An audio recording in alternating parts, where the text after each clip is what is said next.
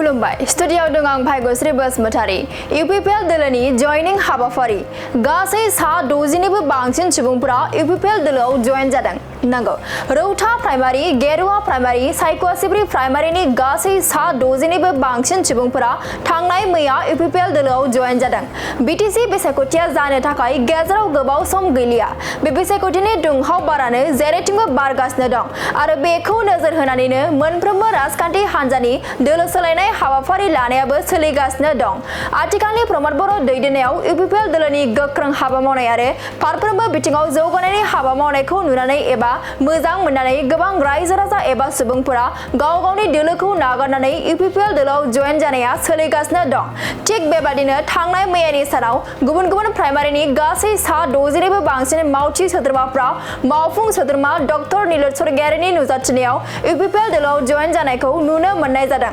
मख'नो गोनांदि गेरुवा प्राइमारिनि बारग' NDAP बि हेंथा एबा हेमन्त बसुमतारी सायख'सिब्रि प्राइमारिनिफ्राय सा 20 60 नं धोनस्रि बियाबनिफ्राय सा 17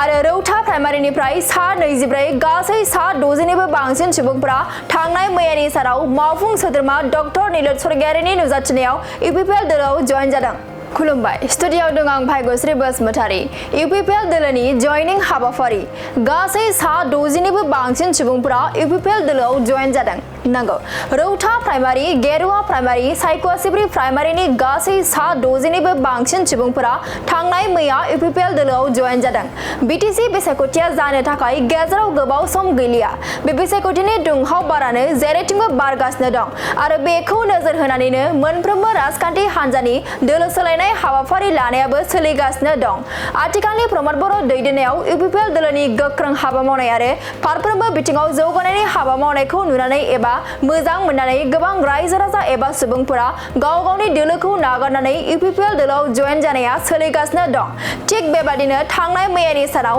गुबुन गुबुन प्राइमारिनि गासै सा 60निबो बांसिन मावथि सोद्रोमाफ्रा मावफुं सोद्रोमा डक्टर नीलोद स्वर्गियारिनि नुजाथिनायाव UPPL दोलोआव जयेन जानायखौ नुनो मोननाय जादों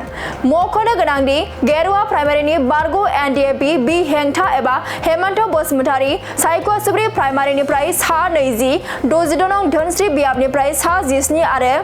आरो रौता प्राइमारिनिफ्राय सा 24 गासै सा 60निबो बांसिन सुबुंफोरा थांनाय मैयानि सानाव मावफुं सोद्रोमा डक्टर नीलोद स्वर्गियारिनि नुजाथिनायाव UPPL दोलोआव जयेन जादों खुलुमबाय स्टुडियाव दं आं भाग्यश्री बसुमतारी UPPL दोलोनि जयनिं हाबाफारि गासै सा 60निबो बांसिन सुबुंफोरा UPPL दोलोआव जयेन जादों नंगौ रौता प्राइमारि गेरुवा प्राइमारि सायख'सिब्रि प्राइमारिनि गासै सा 60निबो बांसिन सुबुंफोरा थांनाय मैया UPPL दोलोआव जयेन जादों BTC बिसायख'थिया जानो थाखाय गेजेराव गोबाव सम गैलिया बे बिसायख'थिनि दुंहाव बारानो जेरैथिंबो बारगासिनो दं आरो बेखौ नोजोर होनानैनो मोनफ्रोमबो राजखान्थि हान्जानि दोलो सोलायनाय हाबाफारि लानायाबो सोलिगासिनो दं आथिखालनि प्रमद बर' दैदेननायाव UPPL दोलोनि गोख्रों हाबा मावनाय आरो फारफ्रोमबो बिथिङाव जौगानायनि हाबा मावनायखौ नुनानै एबा मोजां मोननानै गोबां रायजो राजा एबा सुबुंफोरा गाव गावनि दोलोखौ नागारनानै UPPL दोलोआव जयेन जानाया सोलिगासिनो दं थिग बेबादिनो थांनाय मैयानि सानाव